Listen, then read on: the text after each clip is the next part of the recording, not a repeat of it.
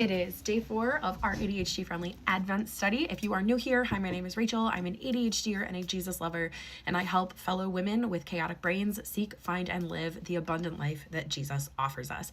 If you are just finding it today, you are not behind. This study is specifically designed to be low effort while being high impact. It is created for ADHD brains. So even if this is your first day seeing this study, you are in the right place. Let's get into it. But real quick, there is a free workbook that goes along with this. You can download that at the link in my bio. Okay, let's dive in for today. If you have not listened to this week's song, which is O Come, Emmanuel, I would highly recommend taking a second, going and listening to that. The Skillet version that just came out is fantastic. So if you have not done that, go ahead and listen. Otherwise, we can just get going today. We've got a short passage of scripture and only one journaling prompt today. And just for those who are new, there is a suggested schedule in the study. In the workbook, it's listed out there. If you are the type of person who thrives on a little bit more structure, awesome, it's there for you. Otherwise, you are free to consume whatever parts of the study that week that you want in whatever order you want. It is designed to be accessible and flexible for you and how your brain works, because God designed your brain that way. He meant it to be like that, so we're working with it. Okay, so today's scripture passage, we are still in Luke 1. I am in the ESV.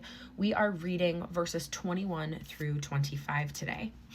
Let me find 21. Where is it? And the people were waiting for Zechariah, and they were wondering at his delay in the temple. And when he came out, he was unable to speak to them. And they realized that he had seen a vision in the temple, and he kept making signs to them and remained mute. And when the time of his service was ended, he went to his home. After these days, his wife Elizabeth conceived, and for 5 months she kept herself hidden, saying, "Thus the Lord has done for me in the days when he looked on me to take away my reproach among the people." Which, as we talked about previously, the reproach she's talking about, she and her husband had been barren for all of their adult lives, which had multiple implications, especially in that culture. Number one, your kids were your retirement plan. If you didn't have children to care for you, you basically had no one to care for you when you aged out of being able to care for yourself. So on a very practical level, it was a very uncertain thing. It was introduced a lot of uncertainty when a couple did not have children. Number two, it also called into question your morality very, very, very heavily in that culture. If you were not able to have children, it was seen as God punishing you for something. And typically the woman, you would essentially have your morality questioned, your character questioned, because just like we see in the story of the man who had been blind at birth that Jesus healed, people tend to question, okay, well, what did you do? What did your parents do that led to this, disability that you have? Very much the same in the case of infertility. Essentially, the thought would be, okay, well, what did you do to deserve this? Which, as we know, fortunately is not how God operates. And this is such a beautiful picture of how he had a plan for their pain. There was purpose in their pain. So they had been facing this reality of infertility, which is such an incredibly heavy thing to experience.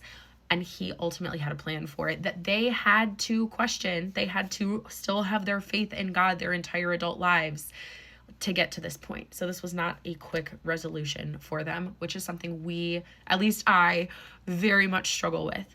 Not knowing how long this season is going to last, not knowing how long this difficult thing is going to go on for can be an incredibly, incredibly difficult thing. Let me know if you can relate. And finally, the third point is infertility is incredibly difficult. So Zechariah and Elizabeth, even purely from the perspective of just wanting and longing to be parents, they did not have that. And so we see this angel come to Zechariah and go, "Hey man, you're gonna have a baby." And they get that yes from God. They've been just crying out to God for so long. They've been just desiring in the deepest heart of hearts to have a child. And they get that yes.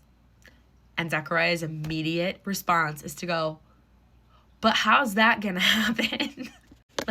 He goes, "How shall I know this? For I am an old man and my wife is advanced in years." He's like, "You're gonna have to prove it to me, my guy," which is the wrong answer.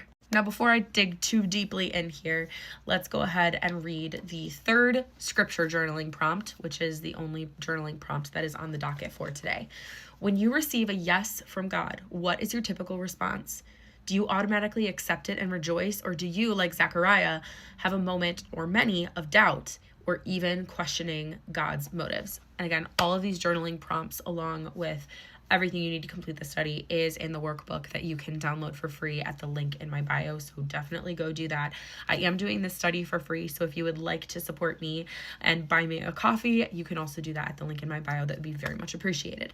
But the workbook is free. The study is free. All of it's free. It's at the link in my bio. Go download it. Now, I don't know about you. First, pause, take a minute, go answer the journaling prompt for yourself. So pause this video, go do that, and then come back. But for me, I want to be vulnerable here and share that I am very much like Zechariah. I tend to, when God gives me a yes, or a prayer is answered, or a blessing comes my way, I'm waiting for the yes and.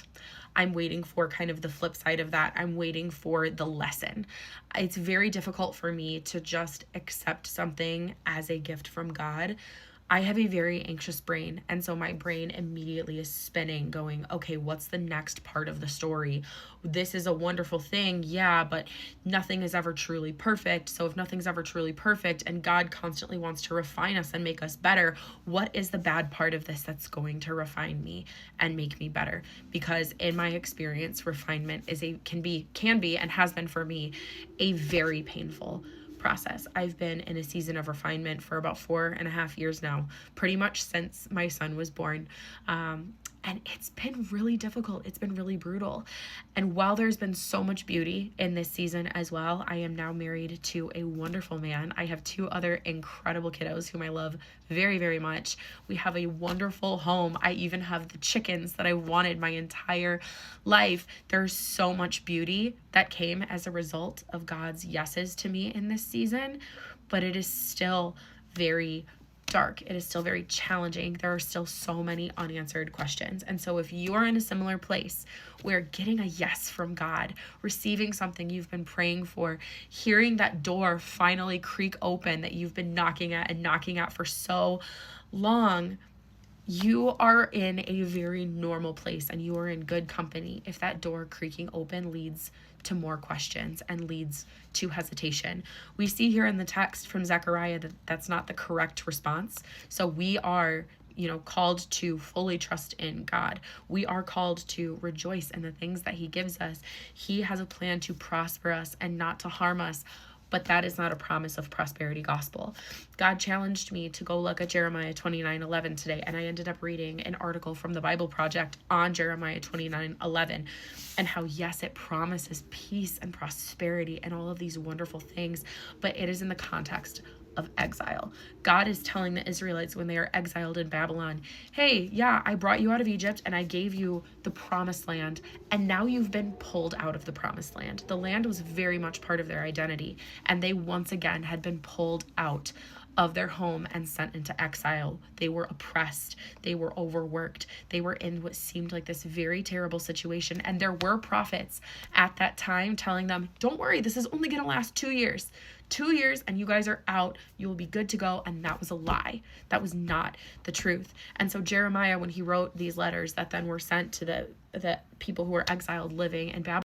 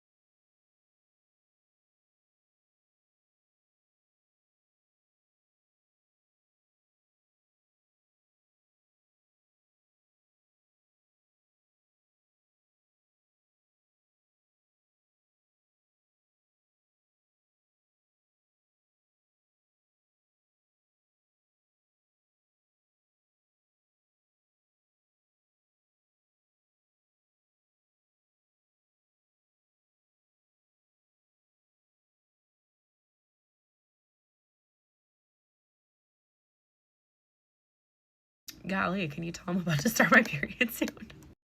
even in the darkest times imaginable, even when our circumstances do not change, there is so much that we can do to experience God's beauty for us, that He has in mind for us, that ultimately leads to His glory and our good. We can still experience that now, even in the midst of exile, even in the midst of the darkest season imaginable, in the midst of whatever you are dealing with. If it is cancer, if it is job loss, both of those are on our plate right now. If it is the loss of a child, if it is the destruction of a marriage, if it is just a season of melancholy and you're not sure why, whatever you are struggling with, God cares so incredibly deeply about it, and He has a plan for your good and for your peace, but that might include putting down roots in this season. And that is something that I am wrestling to come to terms with here. And I am working on preparing my heart so that when that next yes comes, when that next door starts to creak open that I'm knocking at, my response can be joy instead of trepidation. So I invite you to join me in that today. I would love to hear from you in the comments what you are wrestling with right now. I would love to give you some encouragement, whether that's, talking through it in the comments, whether that's responding to you in a video. You can always email me. My email is rachel@rachelgrit.com. I read all of my emails. I respond to all of my emails as long as they are not from AI bots. That's a whole thing that's going on. It's really annoying. I swear I create a new email account and boom, the next day it's filled up with just like AI garbage. But anyways, that is besides the point. I am here as a resource to you. I am here as an encouragement to you. You are welcome here. You are in the right place. You are never behind when you are seeking God. When you are in step with Him, you are always in the right place at the right time. So that is all I have for you today. I would love to hear your thoughts in the comments. These episodes are available on my podcast, the True Grit Podcast with Rachel Grit. You can find the link to that in my bio. So if you would prefer an audio forward format, that is available to you as well. Make sure you follow, make sure you like, comment, share this video with a friend who needs to hear it. Feel free to go back and watch the other days. The goal is to keep it short and accessible. Again, we're going for low effort, high impact. That is the sweet spot for ADHD brains. But thank you so much for joining me today, and I will see you in the next one. Bye.